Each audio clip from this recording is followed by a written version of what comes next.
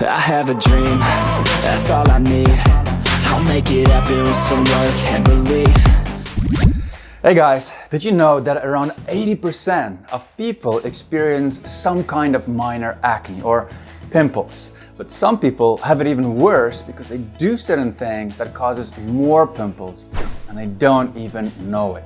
So there's a lot of information out there. Some are based on truth and some are just myths. And so in this video, I'm gonna tell you exactly what causes pimples on your face and how to prevent it. Let's get to it. Too much sebum production. Now, this is the main cause of pimples and acne in people's lives. So what is it? Well, basically, your hormones causes your oil glands to produce too much sebum. Bacteria then multiplies and gets more deep in your pores. Then, your dead skin cells blocks it inside of the pore and also on the surface, and the result is you get pimples. So it's actually a form of infection. And that's why pimples are red and sensitive and have that kind of white pus at the top. So the best way to handle this is first to use a good water-soluble cleanser. And second, use a good exfoliant with salicylic acid, BHA, which will remove those dead skin cells and also fight the bacteria. Now I use this guy from Paula's Choice, which is great. You can also fight the bacteria with benzoyl peroxide, but if you stick consistently to a good skincare routine, it's gonna make a huge difference on your skin. And if you're not sure which products to use, I'll add a few good options for you in the video description down below so you can check it out. Not washing your face after a workout. Well, working out is really good, not only for your body, but also for your mind, right? But if you don't wash your face as soon as you're done with the workout, it will lead to more bacteria buildup and pimples. Overwashing and scrubbing. Don't ever try to overwash or scrub your face crazy to try and get rid of pimples. And some people wash their face every few hours without realizing that it can make their skin too dry and red, and it can even start to peel, and it just causes a lot more damage and also pimples. Wash it only in the morning, after workout, and when you go to bed. Reusing your washcloth. If you use your washcloth on your face day after day after day, and you just leave it there in the shower, bacteria builds up, and then you come and you just put that bacteria back on your face again. Don't do that. I don't even use a washcloth on my face. I just use my hands because that's enough.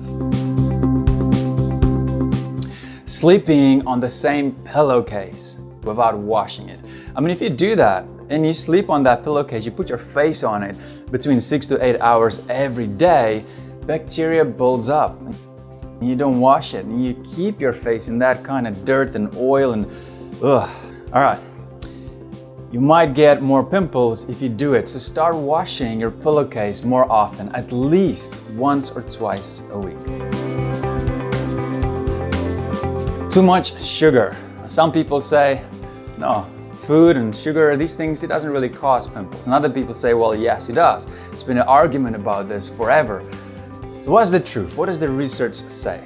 Well, recent study shows a direct link between sugar and pimples. Sugar causes your blood sugar and your insulin to spike, causing inflammation and also excess sebum, which then causes pimples. So yes, sugar can give you more pimples, but apart from just pimples, we know now that sugar is one of the most dangerous drugs out there in the world. So stay away from sugar. Look at your food labels as well, because the food industry is very clever and now they almost add sugar into everything you eat and drink. Take care of yourself. Stress. Now, your body responds to stress with physical, emotional, and mental responses. But stress itself doesn't cause pimples, but it can make it a lot worse. Look, we know that your age, your hormones, and also bacteria causes pimples, right? But recent studies also show that stress can also trigger acne or make it even worse. It's interesting that as we advance in technology in the age that we live in, to make life easier for ourselves, it's actually doing the opposite. Stress has now become a worldwide epidemic and the suicide rate is increasing. So if you struggle with stress, take some time out from your busy schedule and try to deal with it. Remember, you cannot control the outcome of every situation. So just do your best in every single thing that you do and then accept the outcome. The quicker you accept the outcome, the quicker you can move on.